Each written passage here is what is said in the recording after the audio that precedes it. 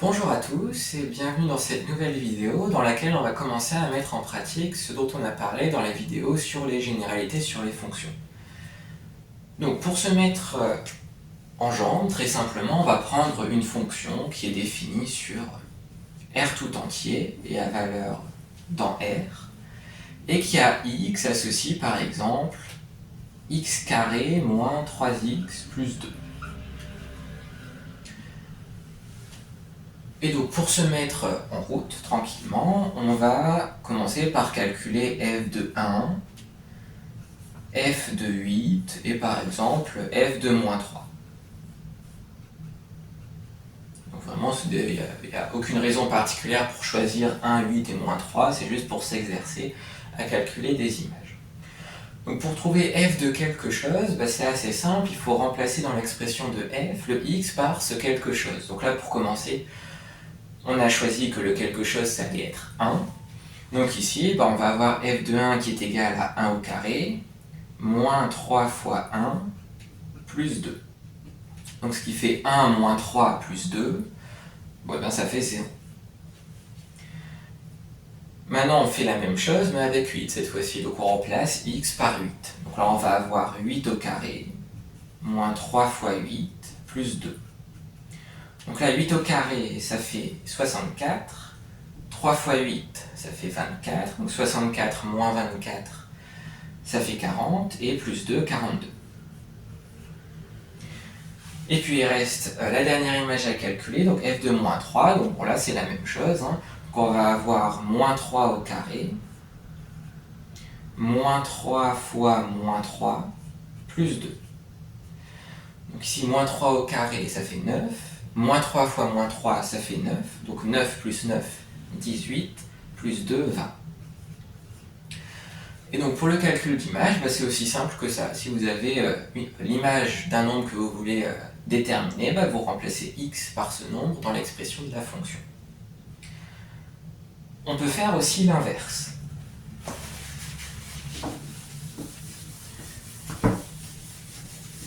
C'est-à-dire qu'on peut s'intéresser à une autre fonction, donc par exemple ici une fonction que je vais appeler g, qui est aussi définie sur R et à valeur dans R, et qui a x associe 3x plus 1. Maintenant la question, ça va être de se demander pour quelle valeur de x la fonction g vaut par exemple 5. Donc là en fait l'idée, ça va être de résoudre cette équation. Donc g de x est égal à 5 et de trouver la valeur de x pour laquelle cette égalité est vérifiée. Et donc ici, on va avoir g de x est égal à 5 qui va être équivalent, si on remplace g de x par son expression, à 3x plus 1 est égal à 5. Et donc arrivé ici, l'exercice revient à la résolution d'une équation du premier degré, donc qui est, si ça n'a pas changé au programme du collège, donc normalement ça ne devrait pas vous poser problème. Donc là il y a deux façons de voir les choses, soit on se dit j'envoie le 1 de l'autre côté, le plus 1 de l'autre côté, il se transforme en moins 1. Donc par exemple c'est ce qu'on va faire, donc 3x est égal à 5 moins 1, il reste 4. Et ensuite le 3 fois x, j'envoie le 3 de l'autre côté, il se transforme en divisé par 3 pour faire l'opération inverse. Donc moi c'est comme ça que je réfléchis, en me disant j'envoie de l'autre côté des choses. Mais il y a une autre façon de faire aussi, c'est de se dire l'objectif c'est d'isoler x. Donc d'abord pour isoler x, il y a ce 1 qui pose problème. Et pour enlever un plus 1, il suffit de faire moins 1. Mais pour que ce qu'on est en train d'écrire soit toujours équivalent à ce qu'on avait au début, il faut faire l'opération aussi de l'autre côté. Et donc on va avoir 5 moins 1, ce qui va nous amener à 4. Et puis arrivé ici, on se dit, moi je veux x, mais j'ai 3x pour l'instant, mais c'est pas grave. Pour passer de 3x à x, il faut diviser par 3. Mais pour qu'on ait, que cette ligne soit équivalente à celle au-dessus, il faut faire l'opération des deux côtés, et on récupère le 4 tiers. Donc sur le fond, ça revient exactement à la même chose, de dire soit j'envoie de l'autre côté, soit je fais l'opération de chaque côté. Après, c'est à vous de voir avec quelle méthode vous êtes la plus à l'aise. Enfin, vous êtes le plus à l'aise, pardon. Donc bon, voilà, donc maintenant on sait que g de 4 tiers est égal à 5. On va faire un autre exemple, enfin toujours avec la fonction g qu'on a définie au-dessus. Mais là, on va faire par exemple g de x est égal à moins 7. Bon, bah, au final, c'est à peu près la même chose qu'avant, ça sera juste pas les mêmes calculs, mais la méthode est la même. Bon, d'abord, pour y voir un peu plus clair, on peut remplacer g de x par son expression, donc on obtient 3x plus 1 est égal à moins 7. Ce qui est équivalent, si on envoie le 1 de l'autre côté, ça fait moins 1, donc c'est 3x égale moins 8. Et puis là, on divise par 3 de chaque côté, il reste x est égal à moins 8 tiers. Et donc on récupère que g de moins 8 tiers est égal à 7. Ce qui permet de répondre à la question qu'on s'était posée au début. Pour quelle valeur de x est-ce que la fonction g vaut moins 7? Donc là, on l'a fait par le calcul. On peut aussi résoudre ce genre de problème graphiquement, si on nous donne par exemple la courbe d'une fonction à laquelle on s'intéresse. Par exemple, ici, si on prend un repère, donc avec l'axe des abscisses et l'axe des ordonnées, et qu'on prend par exemple cette fonction. Alors je vais essayer de faire des graduations à peu près cohérentes. Donc là on va avoir 0, 1, 2, 3, 4, 5. De l'autre côté on va essayer de prendre à peu près le même écartement. Donc là moins 1, moins 2, moins 3. Et puis pareil sur l'axe des ordonnées.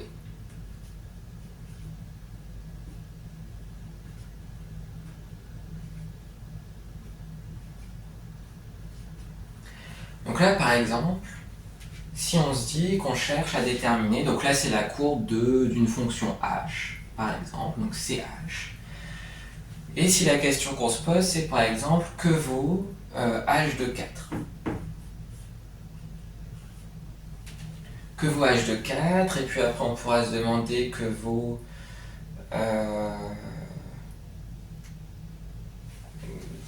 alors qu'est-ce qui tombe bien au niveau des graduations? De 2, h de 2, ça tombe pas trop mal. Donc voilà, si on se demande que vaut h de 4, que vaut h de 2. Bah, ici, donc on est le 4 il est du côté des antécédents, donc de l'axe des abscisses. Donc ici il va falloir regarder, enfin se placer au niveau du 4 sur l'axe des abscisses. Et puis voir où est-ce qu'on tombe au niveau de la courbe. On arrive ici, et ce point-là, il correspond à l'ordonnée 1. Donc là, ici, on a h de 4 qui vaut 1. La méthode pour la deuxième partie, c'est exactement la même. Bon, là, on nous donne toujours l'abscisse, donc l'antécédent, et on cherche l'ordonnée, ou l'image. Donc là, les antécédents, c'est toujours l'axe horizontal, l'axe des x, et les images, l'axe des y. Donc là, on se place en 2, on regarde où est-ce qu'on tombe sur la courbe, et si on triche un peu, qu'on fait un trait pas très horizontal, on tombe sur moins 1.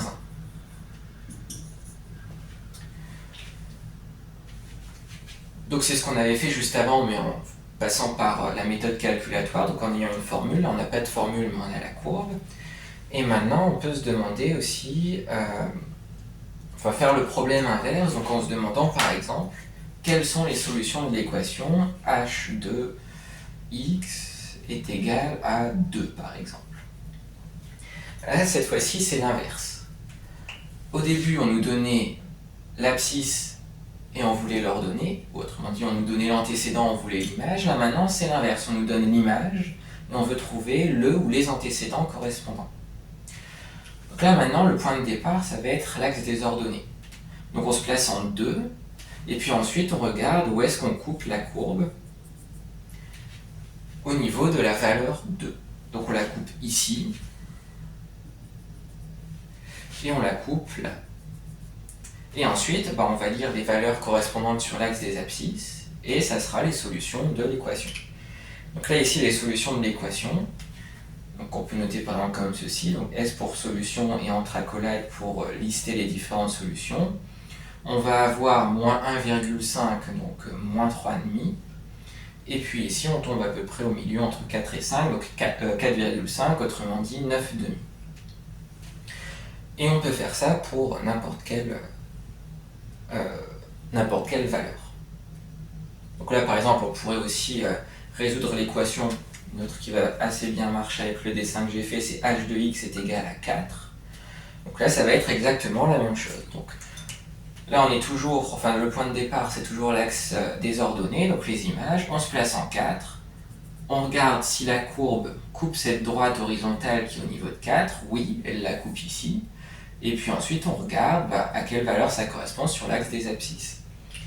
Et donc là, on trouve qu'il y a une seule solution à l'équation, et cette solution, ça sera 5.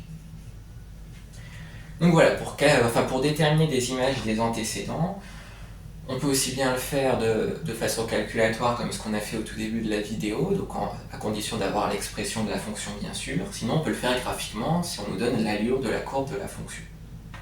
Et donc maintenant, pour la deuxième partie de la vidéo, j'aimerais prendre une fonction de référence et puis déterminer si elle est croissante ou décroissante en revenant à la définition qu'on a vue précédemment. Donc quand je dis fonction de référence, c'est juste des fonctions qui sont très classiques et à partir desquelles on construit des fonctions plus complexes. Donc là, cette fonction, ça sera la fonction racine carrée, donc qui est définie sur R+, donc pour l'ensemble des réels positifs, à valeur réelle, donc dans grand R, et qui a x associe sa racine carrée. Donc ça ici simplement, juste pour préciser, le domaine de définition c'est R+, parce que normalement vous avez vu au collège que la racine d'un nombre négatif n'existe pas. Donc c'est pour ça que là on ne veut pas mettre un x négatif à l'intérieur de la racine. Et donc on va essayer de déterminer si cette fonction est croissante ou décroissante. Donc pour cela on va simplement rappeler la définition d'une fonction croissante. Donc une fonction f est croissante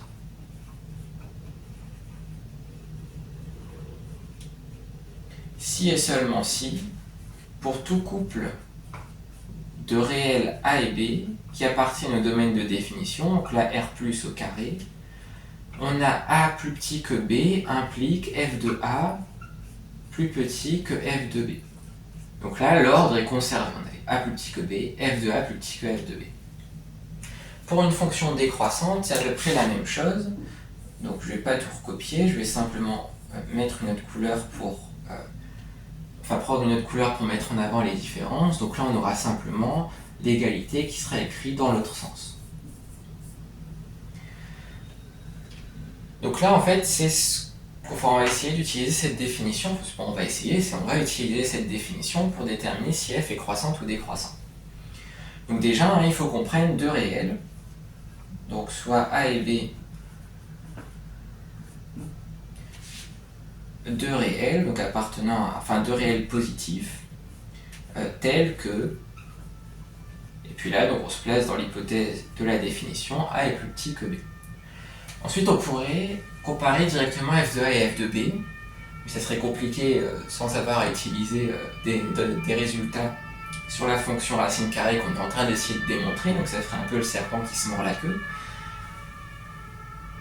Mais donc pour pouvoir déterminer dans quel cas on est, soit décroissante, soit croissante, on peut comparer la différence entre les deux à 0. Donc là en fait, c'est d'ailleurs généralement ce qu'on fait en maths, on compare rarement deux quantités entre elles directement, c'est on fait leur soustraction et on essaie de trouver le signe de leur différence.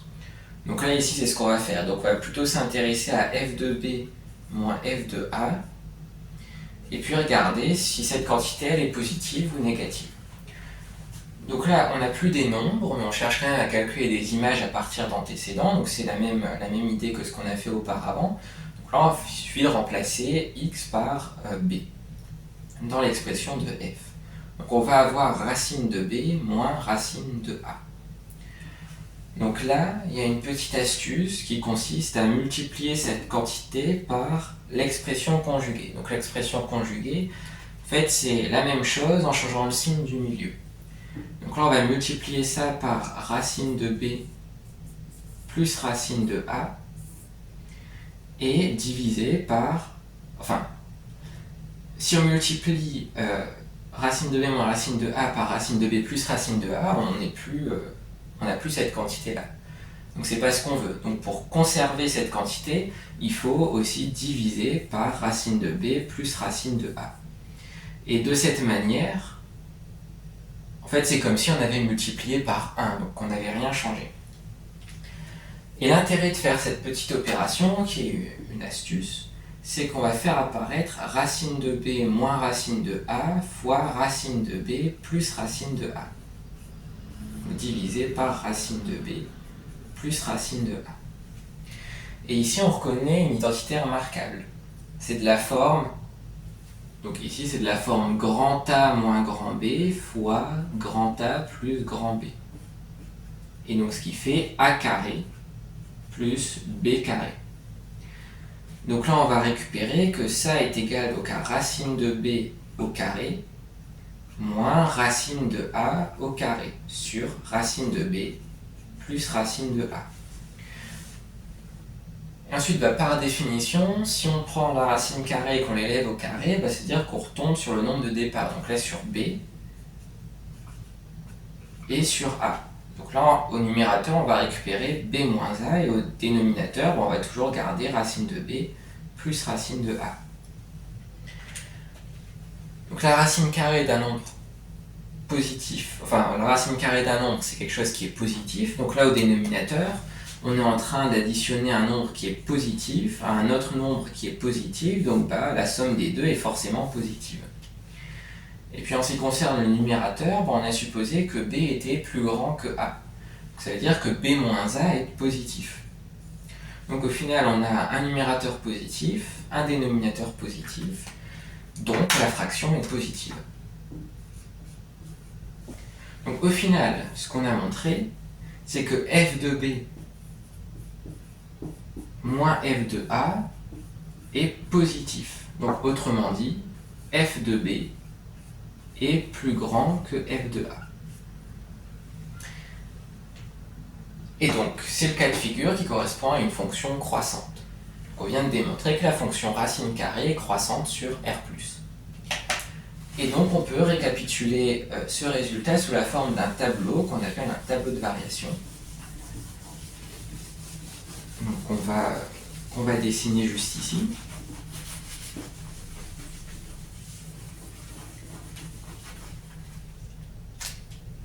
Donc un tableau de variation c'est assez simple, donc ça ressemble à peu près à ça. Ici on met x, donc x là va se balader entre 0 et plus l'infini, vu qu'on est...